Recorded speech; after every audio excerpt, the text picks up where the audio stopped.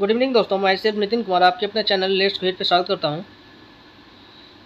वैसी प्रारंभिक संस्था जहां बच्चों का सामाजिकरण प्रारंभ होता है तथा जिसके द्वारा बच्चे में अनुशासन, प्रेम और सहयोग की भावना उत्पन्न होती है, जागृत होती है, ऐसी संस्था को परिवार बोलते हैं। और आज का हमारा टॉपिक जो है वो परिवार ही है। तो अगर आप परिवार के बारे में पढ़ना चाहते हैं तो इस सेशन के लास्ट तक बने रहें, बगैर स्किप किए हुए आप इस सेशन को अच्छे से देख लें, शॉर्ट सेशन को। तो चलिए बगैर समय बर्बाद किए हुए देखते हैं। फैमिली मतलब फैमिली से ये परिवार शब्द निकला है। और फैमिली जो है वो लैटिन शब्द फैमुलस से इसकी उत्पत्ति हुई है। फैमिली जो है, फैमिली का हिंदी रूपांतर परिवार होता है और फैमिली जो है वो लैटिन शब्द फैमुलस से बना हुआ है।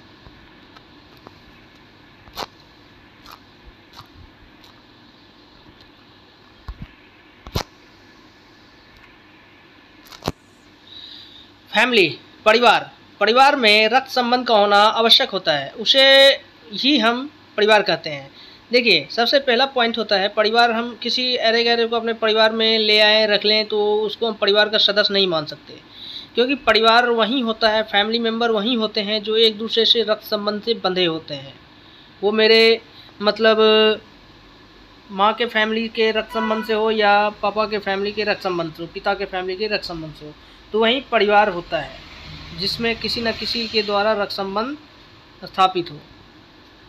परिवार के प्रकार मेनली दो प्रकार का परिवार होता है।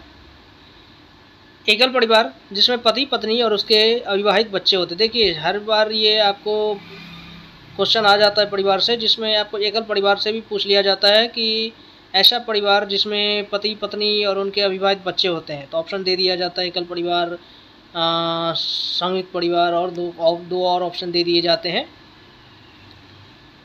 तो उसमें आपको जिसमें पति पत्नी और उसके अविवाहित बच्चे होते हैं उसे एकल परिवार बोलते हैं। परिवार दो ही टाइप्स के होते हैं।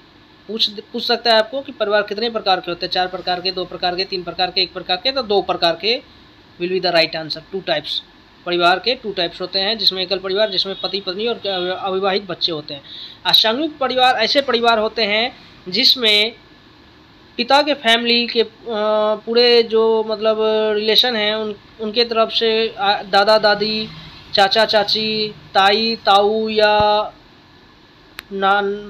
अपने माँ के तरफ से जो भी होते हैं, नाना नानी, मामा मामी, तो ये सब जिस फैमिली में एक साथ रहते हैं उसे संयुक्त परिवार बोलते हैं। ऐसे परिवार जिसमें माता पिता, दादा दादी, चाचा चाची, भाई बहन सारे एक साथ रहते हैं, फुआ ताई, तो उसे संयुक्त परिवार बोलते हैं।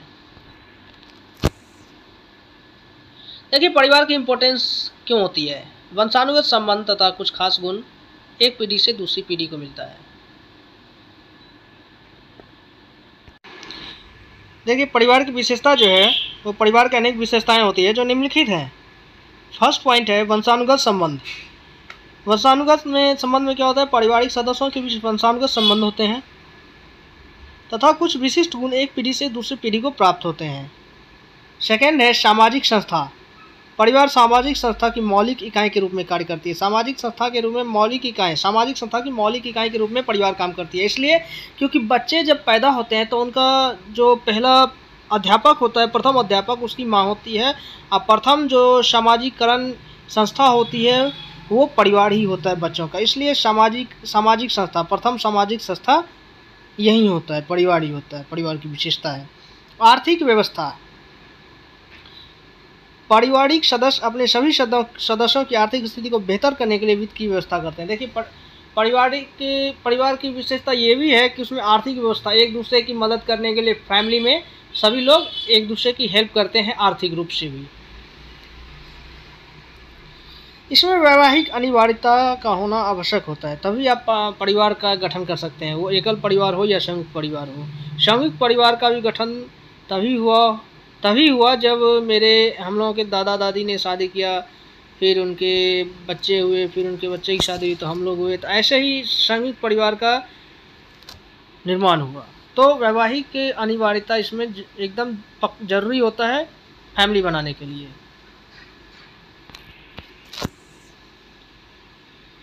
फ्रेंड, दोस्त, बालक का जिसके साथ संबंध अच्छा होता है और वे जिसके साथ रहना खेलना पसंद करते हैं उसे फ्रेंड बोलते हैं। देखिए, ये ऐसा रिश्ता है जो रक्त संबंध, इसमें रक्त संबंध नहीं पाया जाता और ये फैमिली की तरह थोपा नहीं जाता, ये रिलेशन किसी पे थोपा ज़बरदस्ती नहीं जाता है। ये फ्रेंड जो है वो अपनी पसंद से लोग चुनते हैं,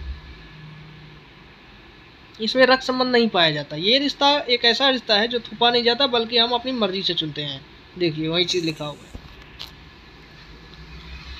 कुछ महत्वपूर्ण कथन हैं जो पहले के जो फेमस लेखक सब थे उन्होंने ये कहा है, तो ये कथन भी आपको क्वेश्चन में आता है। जैसे कि फ्रोबेल है, फ्रोबेल का मानना था कि माता एक आदर्श अध्यापिका होती है, और सही भी है।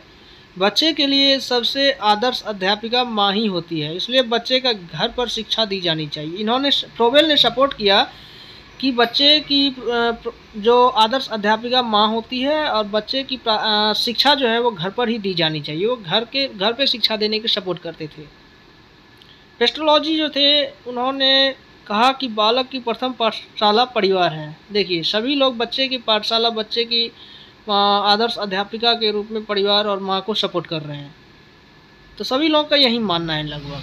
तो कथन आ सकता है आपको कि बालक की प्रथम पाठशाला परिवार किसने कहा था? तो पेस्ट्रोलॉजी। और आदर्श अध्यापिका के रूप में माता को किसने परिभाषित किया? तो फ्रोबेल।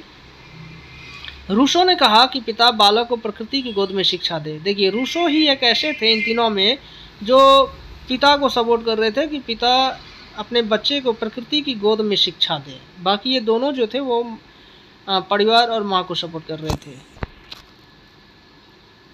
देखिए महत्वपूर्ण बिंदु जो है वो एग्जाम के व्यू से जो है वो सारे महत्वपूर्ण इंपॉर्टेंस पॉइंट है इसमें दिया हुआ। तो सारे आपको क्वेश्चन जो है क्वेश्चन से रिलेटेड है, प्रीवियस ईयर पेपर से रिलेटेड ये सारे पॉइंट इसमें दिए गए हैं। तो चलिए इसको अध्ययन करते हैं अच्छे से। परिवार को सामाजिक संगठन की मौलिक इकाई माना जाता है। देखिए परिवार को सामाजिक संगठन की मौलिक इकाई, सामाजिक संगठन का मौलिक इकाई परिवार होता है जो बच्चों का प्रथम सामाजिकरण करता है। और माता जो होती है वो आदर्श अध्यापिका माता होती है बच्चों की, प्रथम अध्यापिका। परिवार से ही बालक की प्रारंभिक शिक्षा प्रारंभ होती है। देखिए परिवार से ही बालक की प्रारंभिक शिक्षा प्रारंभ होती है। बच्चे जब मतलब पैदा होते हैं और जब तक 4 साल का ना हो जाए, 5 साल का ना हो जाए, तब तक बच्चे जो हैं वो अपने माँ से ही सब कुछ सीखते हैं। बालक परिवार के द्वारा ही प्रेम, सहयोग, अनुशासन आदि गुण सीखता है। देखिए परिवार से ही जो होता है, अगर परिवार में आप एक अच्छा वातावरण बना के रखते हैं, एक आदर्श वातावरण बना के रखते हैं, सहयोग वाले वातावरण, प्रेम भाव वाले वातावरण, तो बच्चे जो होते हैं वो वैसे ही बनते हैं। अगर परिवार में हमेशा टेंशन होता है, लड़ाई झगड़े होते हैं, तो बच्चे वैसे ही बन जाते हैं। तो बालक जो है वो परिवार के द्वारा ही प्रेम, सहयोग, अनुशासन आदि गुण सीखता है, क्योंकि आदर्श अध्यापिका माँ है और प्रारंभिक शिक्षा जो मिलती है बच्चों की परिवार से ही मिलती है। बालक की प्रथम पाठशाला परिवार ही है। देखिए प्रथम पाठशाला परिवार है, बच्चों के प्रथम गुरु माता होती है। जिस परिवार में दादा दादी, चाचा चाची, ताई ताऊ एक साथ रहते हैं उसे संयुक्त परिवार बोलते हैं। और ऐसे परिवार जिसमें पति पत्नी और उनके अविवाहित बच्चे होते हैं वो एकल परिवार होते हैं। आज के नज़र से एकल परिवार एक आदर्श परिवार का रूप ले लिया है। देखिए ये जो क्वेश्चन है आपको लास्ट 7 पॉइंट वाले क्वेश्चन जो वो इसमें पूछा गया था दिसंबर 21 में जो एग्ज़ाम हुआ था, 21 मतलब दिसंबर 21 में जो एग्ज़ाम हुआ था पिछली बार सीटेट का पेपर 1 का, तो उसमें ये क्वेश्चन आया था कि बच्चों की सामाजिक और उनकी प्रारंभिक संस्था कौन सी है? तो परिवार होता है। परिवार इज़ द राइट आंसर, प्रारंभिक संस्था परिवार। आई होप आज का सेशन आपको अच्छा लगा हो। इस चैनल को अधिक से अधिक लाइक करें, शेयर करें, सब्सक्राइब कर दें, साथ ही साथ बेल आइकन दबा दें। Thanks for watching.